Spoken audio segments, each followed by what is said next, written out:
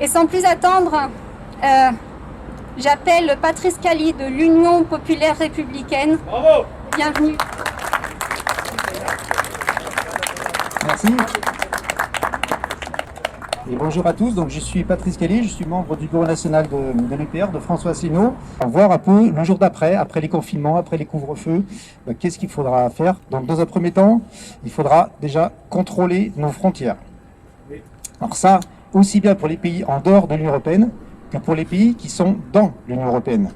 Aujourd'hui, les européistes sont tellement aveuglés par leur idéologie qu'ils ont été incapables de contrôler nos frontières et ont donc laissé entrer le virus, puis nous ont confinés, nous ont masqués avec nos enfants, alors que l'âge médian des décès est de l'ordre de 82 ans. Tout à l'heure, en Italie, le Conseil d'État a jugé que le mineur ne peut pas se voir imposer l'usage d'un masque pendant la durée des cours en raison du risque de fatigue respiratoire.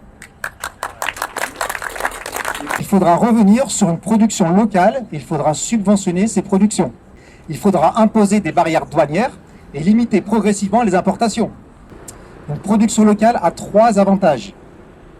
La première, c'est l'emploi. Pas de pollution liée au transport.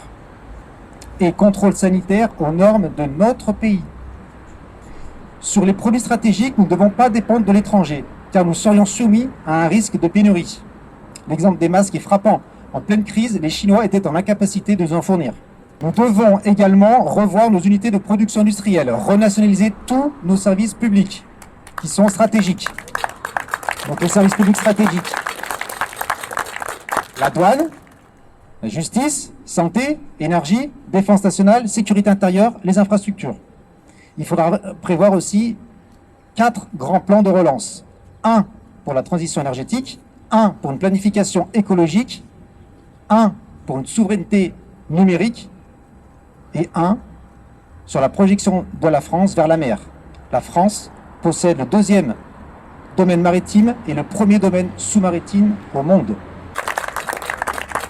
Le 3e point, il faudra stopper le sous-investissement chronique des services publics, en particulier des hôpitaux.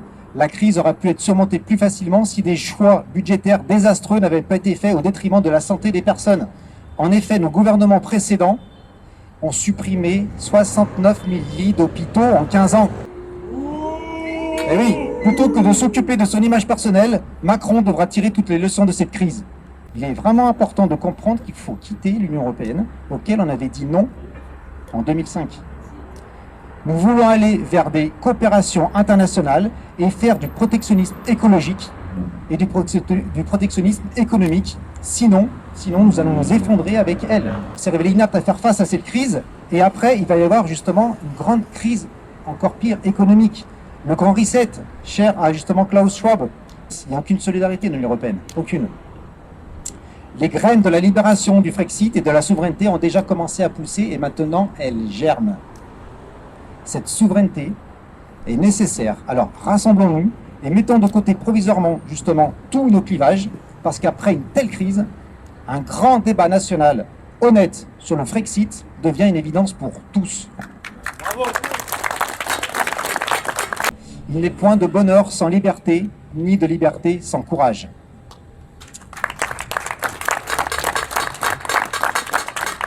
La plus grande gloire n'est pas de ne jamais tomber, mais de nous relever chaque fois que nous tombons.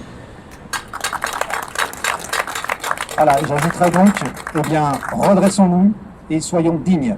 Frexit.